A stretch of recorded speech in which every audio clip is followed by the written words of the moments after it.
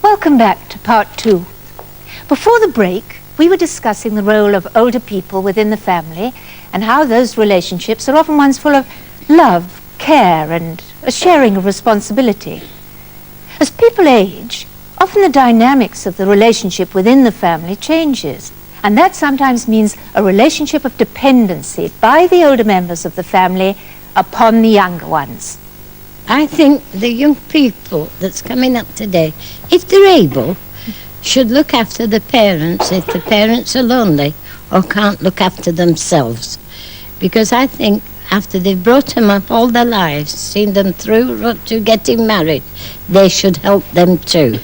As my mother has been a very strong, good parent to me for all 15 years of my life, should she become infirm, when I have the capability of looking after myself and her, I'd feel compelled to take her under my wing as well and return the love and affection and looking after that she has done for me. There are cases where both parents have to go out to work and they can't devote the time they would like to older aged people, or where the elderly people are chronically ill, where the state should take over that responsibility. Most families would like to be able to care for their own, but as I think I said earlier, if one takes the very elderly, their children are likely themselves to be in the early years of retirement, and as such they can only give so much care, and they need a support both through the voluntary and through perhaps the statutory services, and that is something that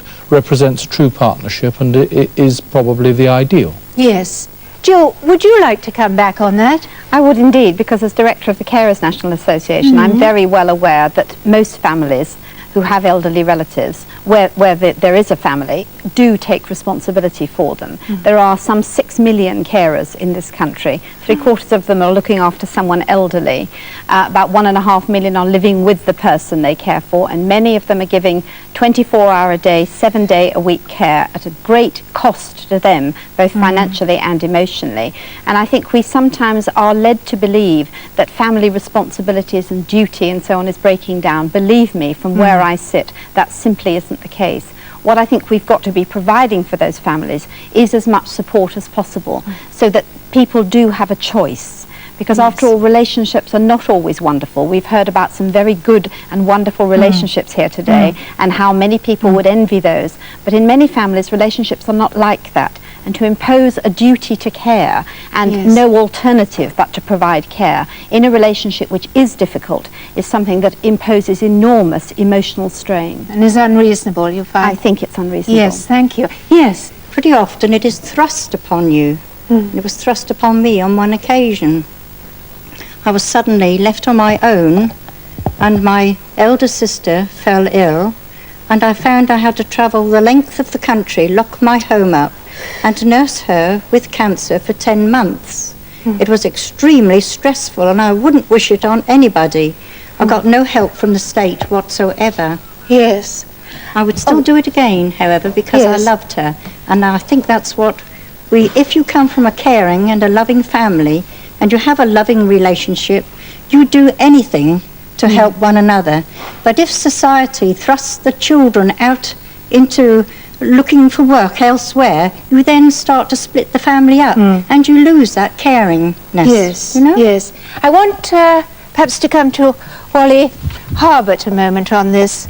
Most elderly people are, of course, cared for by their families. Overwhelmingly, that's where they're cared for. As we've been hearing. Indeed. Yes. So that we shouldn't be asking the question, how should they or can they? They actually do.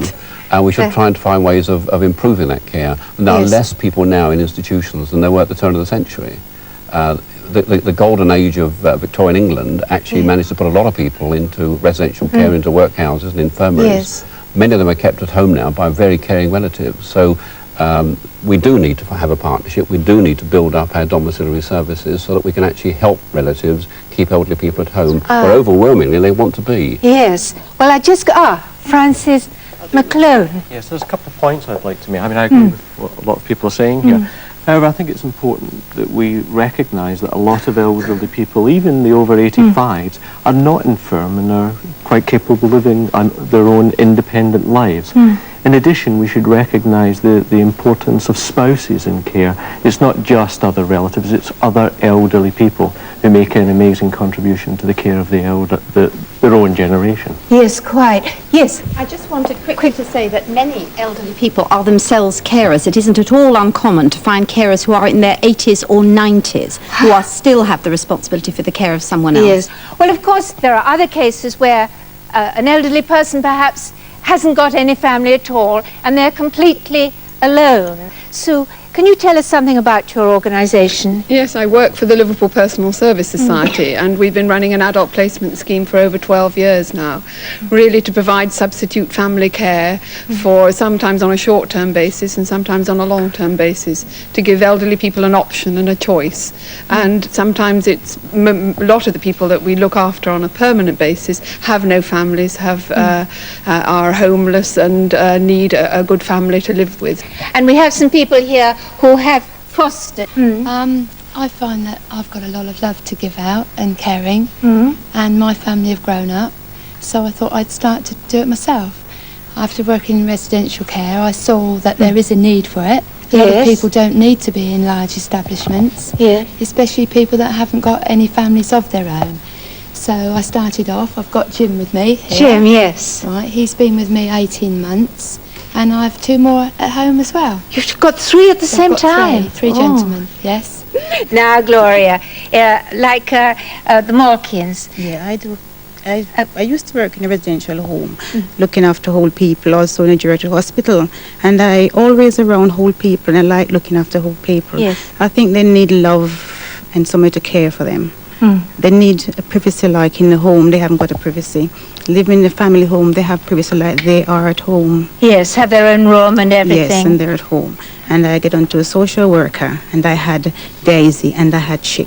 This Chick has been with me now for 2 years. 2 years? I've been caring for 3 years. You've been there for 2 years with Gloria and her family, have you? Yes, home from home. Really is a home for home. Home from home, my You dear. can't say anything better than that, can you? My second mother. That's lovely. Second mother and second father. Oh. Where is he? Where's Len? He's over there. Yeah, we couldn't fit him in he's here. working too much. Yes, that's great. I couldn't have it up any more. Well, you're looking very well on it, I must say. Well, it's absolutely fantastic. The Good. food's marvellous and everything, and she's a marvellous cook. And Oh, you're getting a What more very do you good want? reference here, aren't you? No, she's marvellous. Right. Now- if there's anything wrong with her, she knows what to do. Oh, Jill, from a caring point of view, have you something to add perhaps to what you've been hearing Well, I'm sure these that- families saying? I'm sure that it is very difficult to take someone into your home in this kind of way, but I think we should also remember that there are some ways in which it can be easier than caring within a relationship, within a family relationship, which has its own histories, its own difficulties and so on. And it's very important, I think, that people understand that the father with whom you've always had a difficult relationship is not going to become a sweet, grateful, easy old man when he is doubly incontinent and you've taken into your house. And families often don't understand that, and it can create a great deal of stress. Yes. I'd like to ask Sue Newton. Do you have some failures sometimes? Oh, well, occasionally. But part of our job as social workers is to match people up. Yes. And hopefully if we've done our job properly, the type of person that the scheme carer wants to look after is the type of person that goes there. We're going to move on now to sheltered housing. What can you do to help a newcomer into sheltered housing? What can you do to help them adapt and feel at home as soon as possible? I think it's important that they come where they live, local. I think it's important they have lived local. That often helps the move because they lose their home, but they don't lose the familiar surroundings. Secondly, it's quite important to introduce them, to tell them all the good parts, because people have a misinterpretation of sheltered housing. Often people think it's like a residential house, home, where you just have one room. In sheltered housing, it is a complete flat. They are completely individual. They have the same rights, the same lifestyle as they had, but they have me and my colleague to support them through times. But it is important to make them feel welcome and also make them feel that they can still live their life. So they're still independent? Yes, it's not suddenly, right, you're finished, let's put you away. Yes. She'll tell you what to do every day. It's not like that. It's to keep people independent and to live a good quality of life. is Independence, isn't it? Independence is the thing that we're all hanging on to. Well, I think we've got to offer a continuum of care. We've heard about sheltered housing, and for some people that is a very satisfactory solution for their needs at a particular time of their lives. Whether it be provided as a council sheltered accommodation or whether one buys a little unit of sheltered accommodation, many people are reluctant to leave their homes because they like to retain an equity share of what they're living in, and by going into private sheltered accommodation they're able to do that. But there does come a time when people perhaps are too dependent, too frail, too infirm. They need more help than the excellent wardens of the sheltered schemes can give, and then the option is probably for a residential home. There seem to be mixed feelings about residential homes. In recent years there seems to have been a certain amount of fear and sort of suspicion associated with them, with many family members vowing never to allow their parents or grandparents to end their days in a home. So I'd like to ask, who in this audience does live in a residential home? Yes. My doctor recommended that I should go into a residential home. Yeah. And the social services found me one. And you're happy there? Yes, I like it very much. The staff are marvellous, and it's a very comfortable home. Well, I want to go back to our oldest residential person here, who is Olive Burridge, who is actually 103. Tell me something about where you live. Well, I lived on my own until I was 100. Goodness.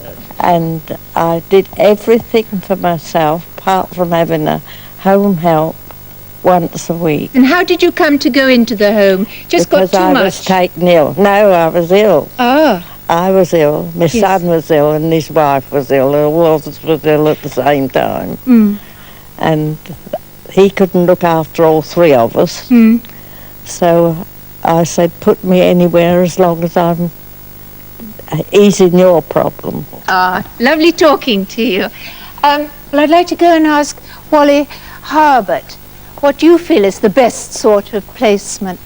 Well, for most people, I think the best placement is, of course, their own home, and sometimes you can provide adaptations, you can put things in that make it easier for people to remain at home.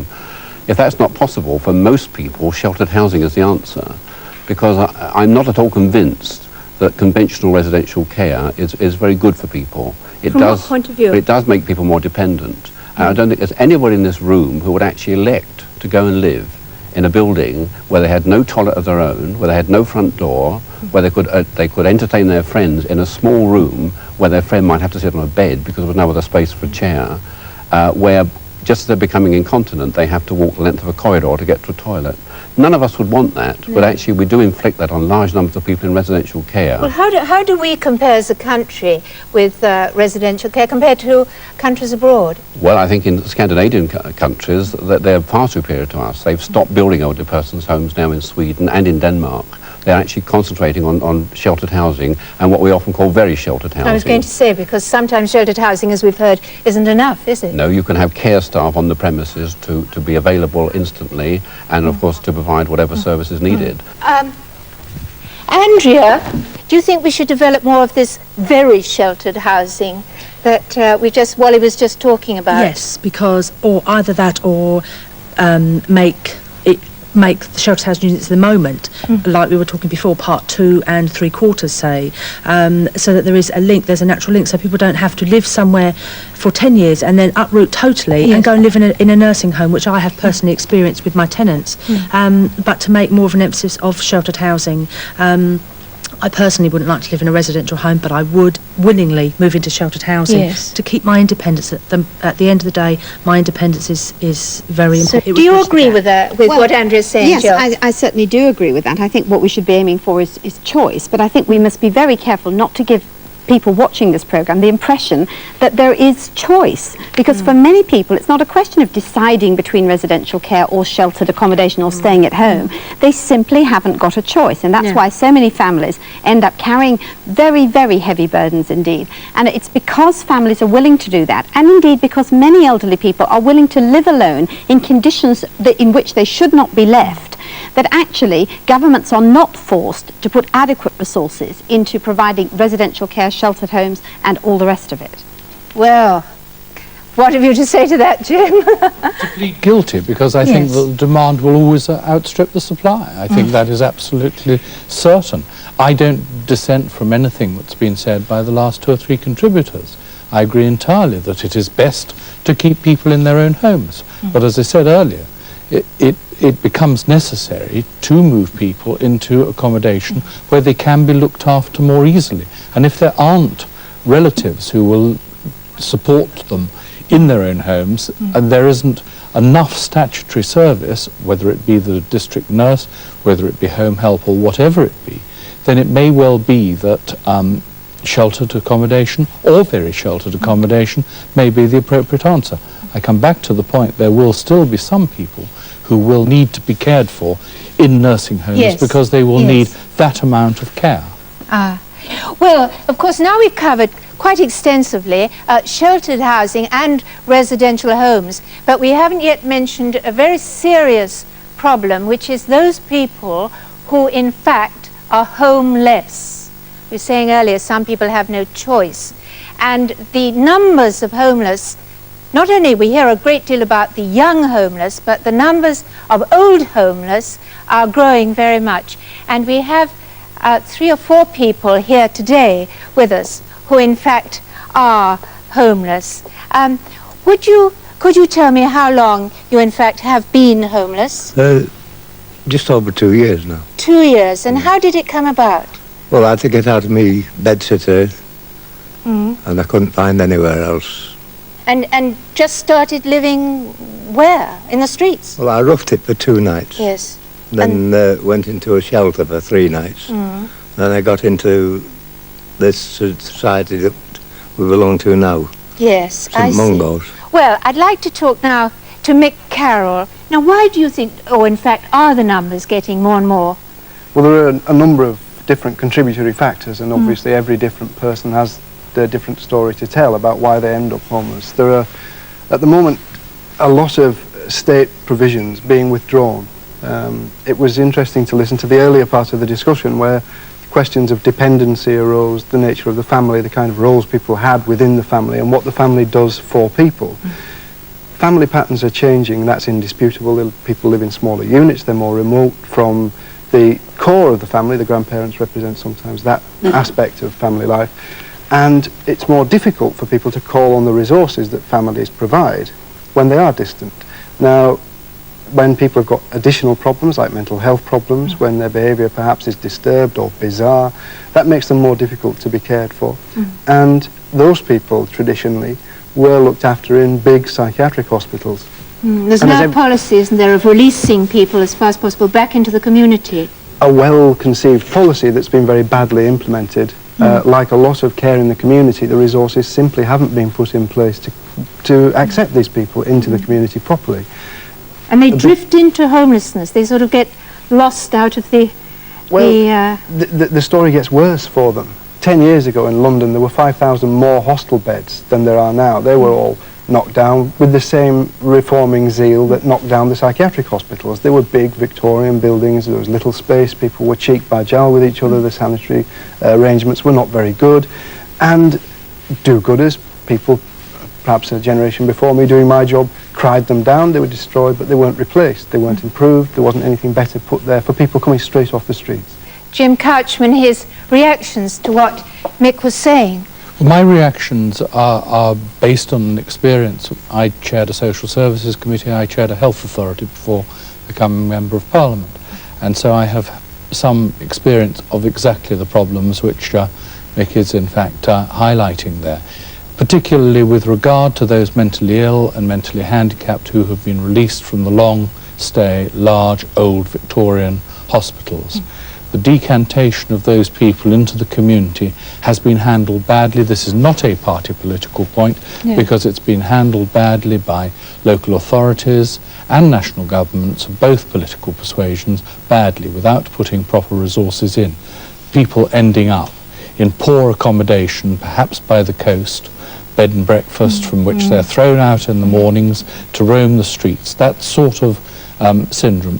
I believe that no one should be released from any of these long-stay hospitals into the community without a proper care plan, without people being made properly responsible for their care and for their management and for their support. Mick, let me have your reactions back to that. We're desperately in need now of more facilities for people to live in. Simply bricks and mortar are required, but on top of that, the right kind of care appropriate to their individual needs. And as we've heard, not everybody wants the same thing. Some people want to live fairly independently, some people want to live very independently with a certain degree of supervision. And the same thing applies, sadly, to elderly people. Now, the shortage of affordable accommodation in bedsits, as we've heard from Don, that's meant that elderly people have ended up looking for accommodation in hostels and other places, and when they don't find it, the next last resort is out on the street. Yes, quite. Well, throughout this afternoon, we've been discussing the older generation and the part they play in people's lives. But is enough done? It seems not. Are we regarded as we age as a burden and a liability? Or even worse, is that the way we regard ourselves? I'd just like to put that to the audience. Yes, Jim.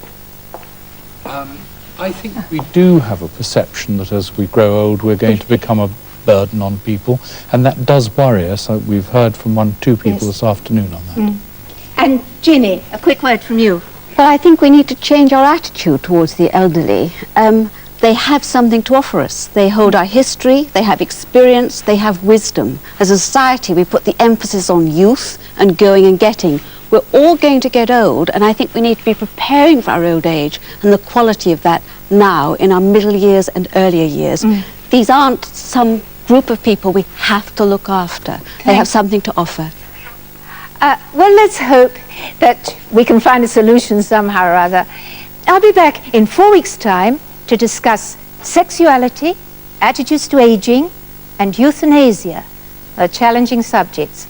Next week, it'll be the first of those three, sexuality. In the meantime, I'd like to thank all my studio guests for participating, and I'd like to thank you, the viewers at home, for watching. Goodbye.